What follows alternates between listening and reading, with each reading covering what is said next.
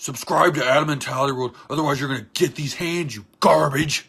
What's up, everybody, and welcome back to Adam Mentality World. Thank you for joining me today. Don't forget to like this video, comment below, and subscribe. This is the results video for Extreme Rules 2018 in honor of the main event. I'm wearing my old school Dolph Ziggler shirt that I made into a tank top. So let's get into it, shall we? We're gonna talk about the matches. Say who won, thoughts about the matches, and at the end I'll announce who are the winners or winner of predictions for Extreme Rules 2018. Like I said a few seconds ago, let's get into it now. The first match, this one doesn't count because I didn't even know it was on there. It was on the kickoff show. They had Owens versus, I can't remember if it was Sin Cara or Kalisto, whoever it was. They lost to Owens. The first actual match that counts, we had the New Day versus Sanity in a tables match. I thought New Day was going to win because it'd be kind of cool. Like, oh, have the New Day win. Everybody excited and dancing around. Not how they had it go. Sanity put Kofi through the table, so Sanity won. Match number 2, the first match of the actual pay-per-view was for the Raw Tag Team Championships. You had the champions, the leader of worlds, Matt Hardy and Bray Wyatt versus his brother Bo Dallas and Curtis Axel. The B team won. Congratulations to those guys. That was probably the biggest win of the night, I would have to say, because those guys were always underdogs, and I was happy to see them win. Now let's just hope that WWE doesn't drop the ball with them, shall we? Match number 3 was Finn Balor versus Baron Corbin. Baron Corbin made him look really good because he was beating him up a lot, and he was a big guy. But at the end, Finn Balor got him with a roll-up, so Finn Balor gets the W. Not really much invested in this match. Could have gone either way. I didn't really care. Just curious what you guys think, but I honestly didn't really care. I mean, I like Finn Balor, not a big Baron Corbin fan, but there's nothing on the line, no stakes. It was just kind of, oh, it could have been on Raw, you know what I mean, or Smackdown, anything. It could have been on any one of those shows, and that's the difference it made. None. Match number 4. This one was kind of creative. It was for the Smackdown Women's Championship. You had Carmella versus Asuka, and James Ellsworth had to go up in the shark cage up above the ring.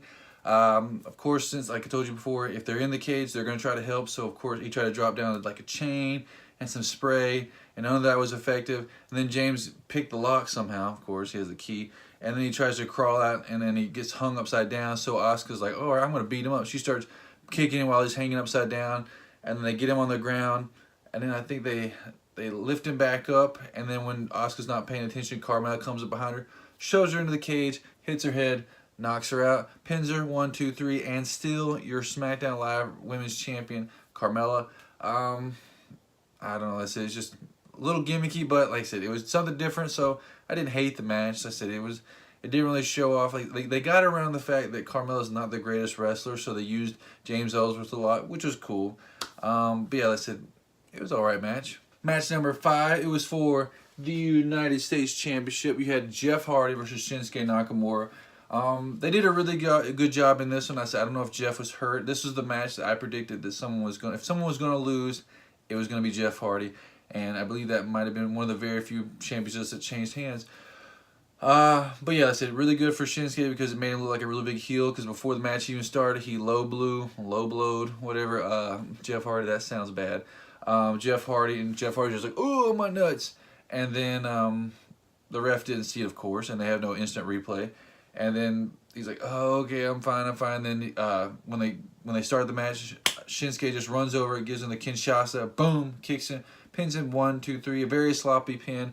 But when you've been hitting the nuts and someone kicks you in the face, you can't really fight back anyway, so Jeff Hardy got pinned. Then all of a sudden, Randy Orton comes back after being gone for 2 months. I was wondering where he had been. Still don't know where he was at, but no, he's right where he's at now. It was cool to see Randy Orton come back, and then he comes out, and then Jeff Hardy's like standing there like, oh, my crotch. And I thought he was going to, of course, give him an RKO out of nowhere, but instead he grabs his legs, holds it down, and just puts his foot firmly into his balls. So it's going to be Jeff Nardy now, I think, instead of Hardy. If you want to get that hashtag going, hashtag Jeff Nardy. Yeah, I guess it's just to show that, hey, Randy Orton's not a face or a heel. He's just all for him. So whatever. Match number 6 had the, for sure, OMG moment of the night. It was Braun Strowman versus Kevin Owens in a steel cage match. Lowered the cage around. They started fighting. Of course, Braun's bigger than Kevin Owens. He's going to beat him up. Eventually, Braun Strowman got handcuffed to the thing. And Kevin Owens is like, haha, you can't beat me up. You can't hurt me. And then, excuse me. Sorry. a little gassy.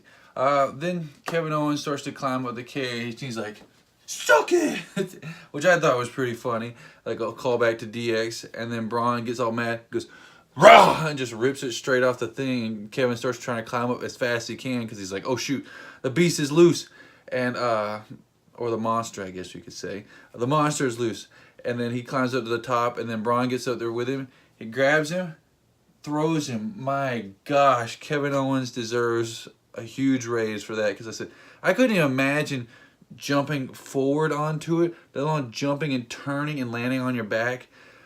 Hats off to you, Kevin Owens. Jeez Louise, I said that was insane. I know people jumped off the Hell in a Cell and other things like that, like Shane's jumped off of it and Mick Foley's flown off of it.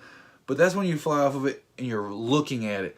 If you jump off and you turn and Braun Strowman's shoving you, what if Braun would have shoved him too much or not enough and he just landed on his back?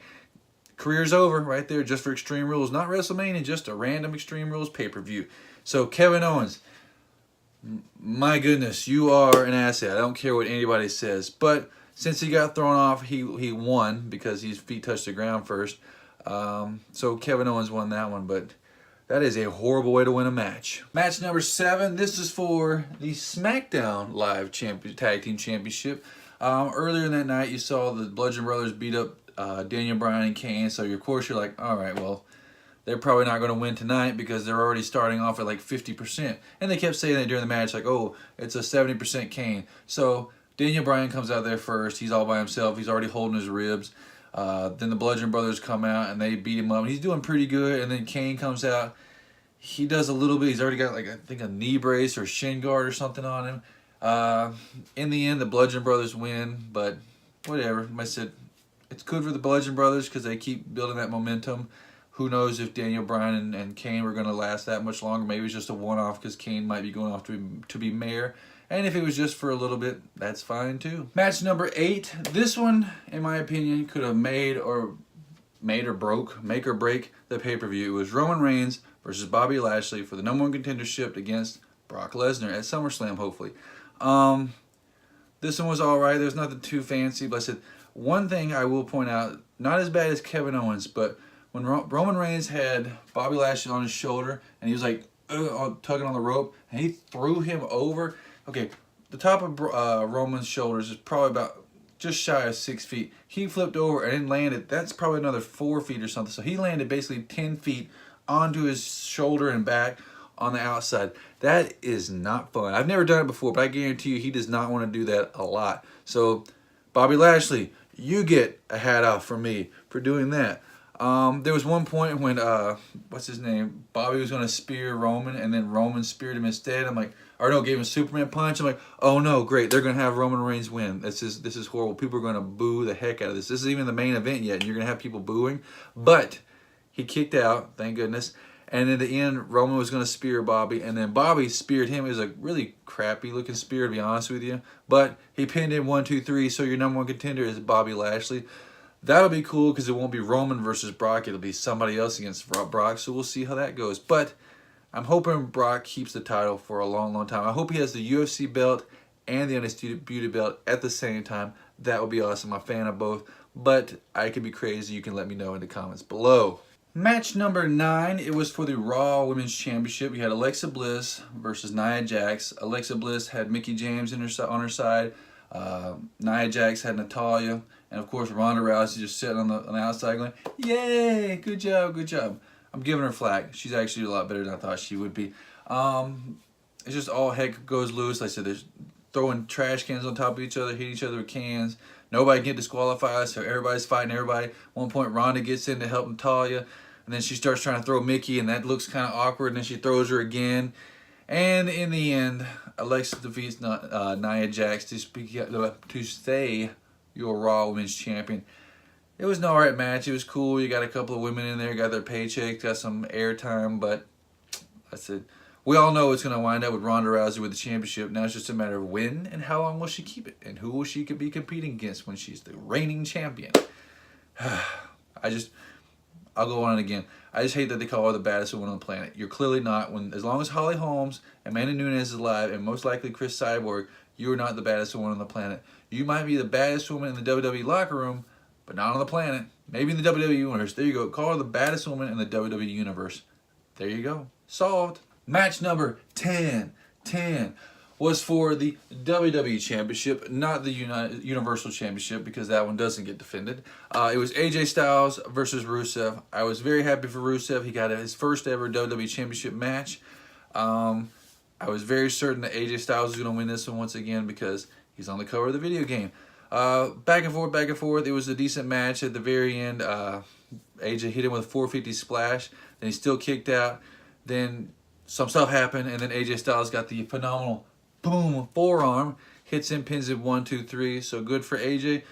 Great for Rusev. Hopefully it helps out Rusev too. They'll keep him kind of in that level, like higher up than just like the U.S. belt.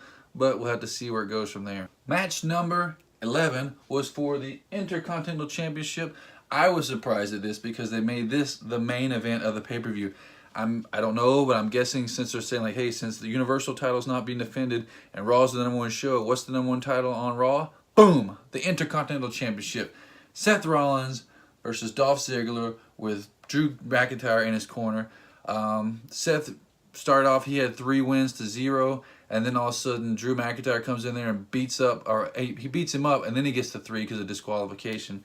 So Drew's like, finish it, make sure it's whatever. So Dolph Ziggler had to catch up, so Dolph got 3 more pins, so it was 3-3.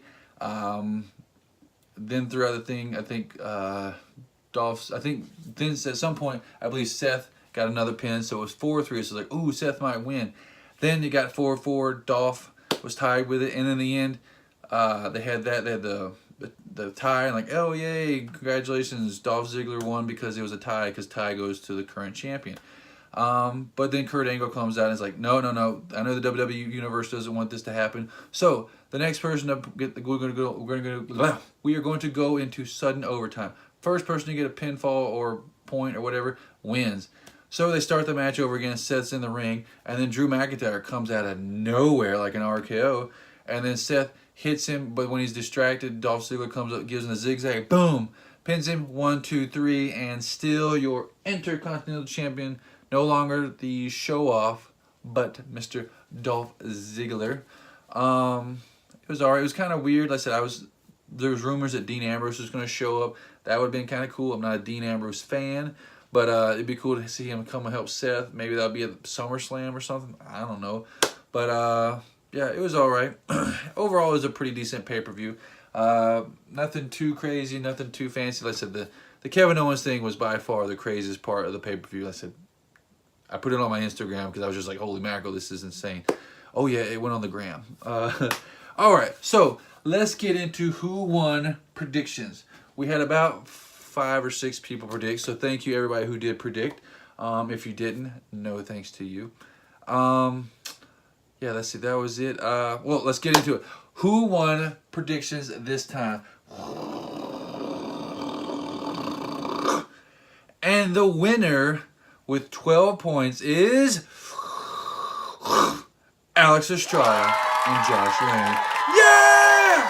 Good job, guys. You guys tied. You guys both got 9 points, I believe, in predicting, and you got 3 days early, so you got a bonus 3 points, so you got 12 points. So if one of you would have done it a day late, you wouldn't have got the predictions championship. There's no actual championship. It's just you get the shout out, of course. So thank you, everybody, for predicting and playing along. I do appreciate it. Once again, don't forget to like this video, comment below, and subscribe. That is it for now. We'll see what the next pay-per-view, I believe, is SummerSlam. That one should be cool. They always go out on that one because it's kind of like WrestleMania in the summer. That is it. And until next time, peace.